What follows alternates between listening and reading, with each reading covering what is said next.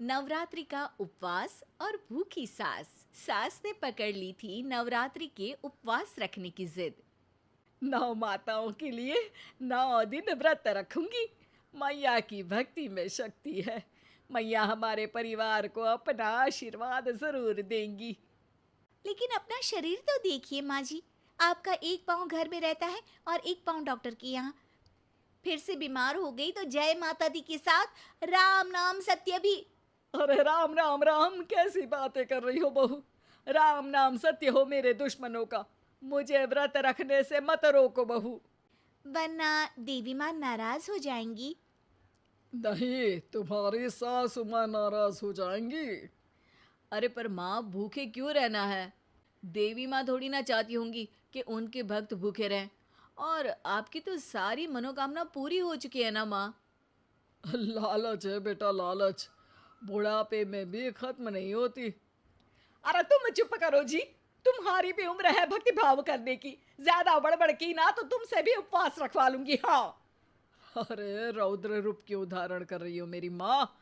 रख लो व्रत। ठीक है माँ, बस अपनी हेल्थ का ध्यान रखना। अरे उसकी चिंता तुम मत करो बेटा। मैंने टीवी पे देख लिया है कि व्रत में क्या क्या खाने से शरीर में कमजोरी नहीं होती। अच्छा ही है, वरना ऐसा ना हो कि 9 दिन के बाद तुम मैया के द्वार की जगह सीधा हरिद्वार। अरे, तुम मुझे हरिद्वार क्यों भेजना चाहते हो? क्योंकि अब तुम्हें मायके तो भेजने से रहा। बाबूजी, क्यों माँ को परेशान करते रहते हो? अच्छा माँ, ये बता दो कि आपको व्रत में खाने के लिए क्या क्या चाहिए होगा। सास के सामने सब हार जाते हैं। माँ के कहे सामान को बेटा लेकर आता है। नवरात्रि का पहला दिन है। नाश्ता कर लो, स्वस्थ रहो, मस्त रहो।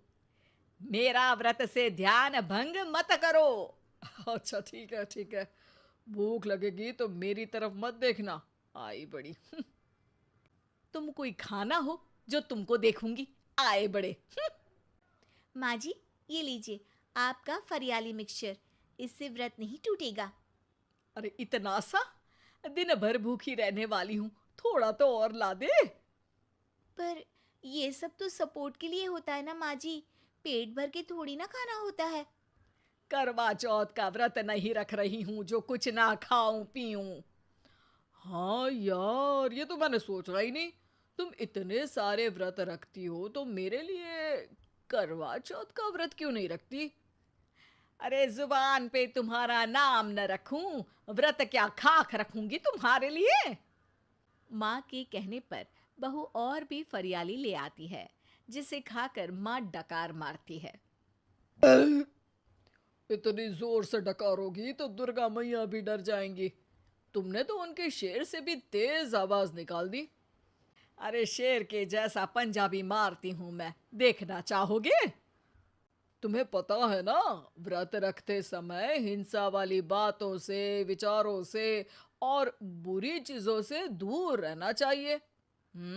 सही कहा। बुरी चीजों से दूर रहना चाहिए।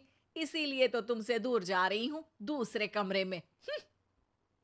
सास ने कई सारी ऐसी चीजें खाई जिनसे व्रत ना टूटे।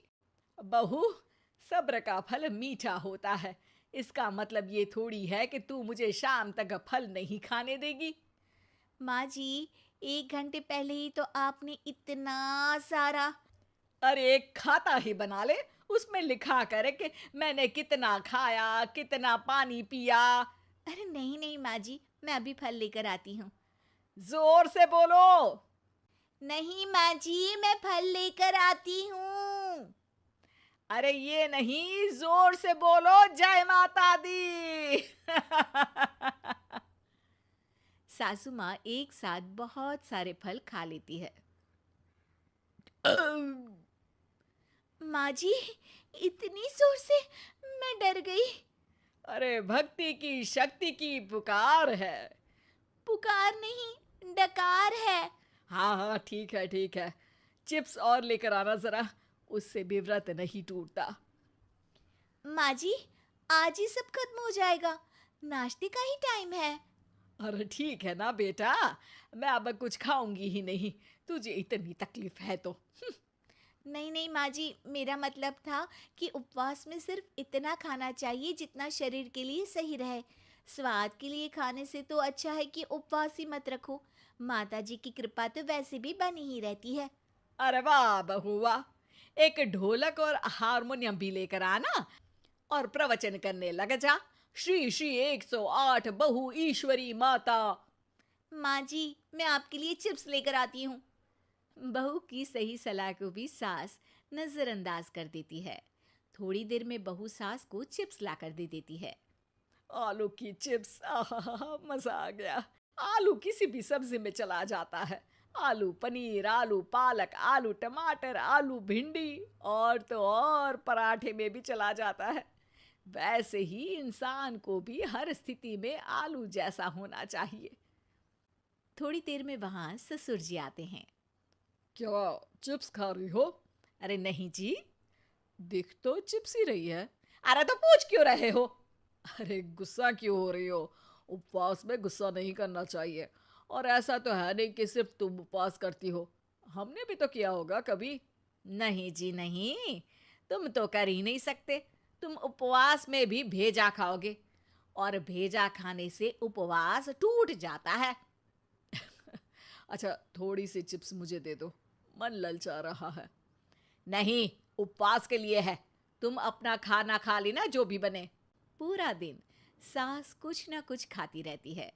जैसे ही रात होती है, अब बस उपवास हो गया, अब मैं खाना खाऊंगी। जो दिन भर से खा रही थी उसको क्या बोलते हैं? बाबूजी क्यों माँ को परेशान करते रहते हो? अरे लड़के, तेरी माँ दिन भर से इतना खा चुकी है कि देश में भूखमरी की समस्या इसी की वजह से बढ़ रही है। और खाने की दिक्कत नहीं है, कितना भी खाए लेकिन सेहत इधर उधर होती रहती है। कुछ ऊपर नीचे हो गया तो तेरी माँ खाने के बाद हाथ धोएगी और तू अपनी माँ से हाथ धो बैठेगा। अरे इत्तू सा तो खाया था, उपवास भी ना तोड़ू क्या? ठीक है, नहीं खा रही बस। अरे बहू तुम ही बताओ, ये इत्तू सा मतलब कितना खाया है इसने? ना जी ना, मैं कुछ नहीं बोलूंगी। खाना दे रहे हो या नहीं, या 9 दिन बिना जल के उपवास रख लूं? देने के लिए धमकी अच्छी है, सुनने में भी डरावनी लग रही है। पर जैसे तुम्हारी जुबान में स्वाद का खून लगा है ना, तुम भूखी नहीं रह पाओगी। मैं कसम खाती हूँ जी। अरे देखो, कसम भी खाओगी तुम। अरे कुछ और दे दो इसको खाने को। ये ले, दाल चावल खा ले बस। डॉक्टर भी कहते थे कि माँ को आए दिन पेट से जुड़ी समस्या रहती है।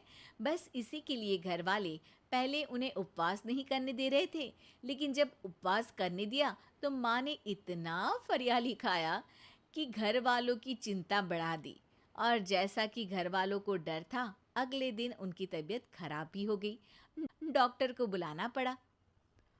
अरे जितनी बार आप बीमार होते हो उस हिसाब से तो मुझे एक क्लिनिक आपके घर में ही खोल लेना चाहिए।